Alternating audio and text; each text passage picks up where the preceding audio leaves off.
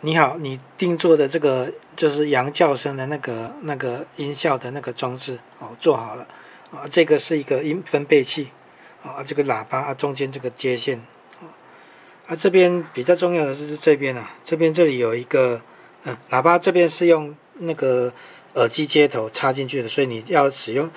我做成可以插拔的，你要接线比较方便的，就是说你可能要装在机车上面哦，你要穿线哦，这个可以拔下来穿比较方便。哦，插的时候就用力插到底就 OK 了，哦，插到底。那这边这个是电源线哦，电源线是两条线连在一起，这个是红黑，红色的接正，黑色的接负哦。这个红色接正，黑色接负，红色就是这个不能正负不能接反哦，接反会烧掉哦。那这边这个是给你接按键的，那我现在要测试所以我有帮你接一个按键哦，这个按键。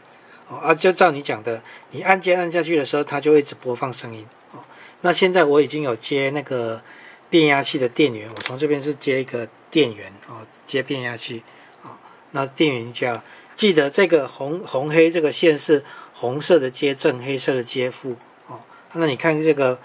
我现在按下去，你讲的是压着按键压着的时候，它就一直响，一直响，一直重复响，一直播放啊。哦，你看。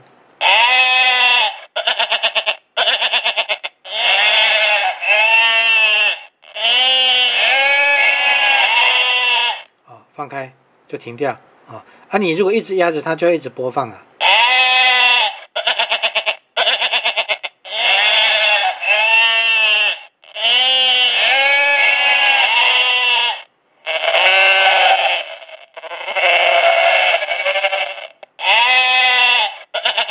放开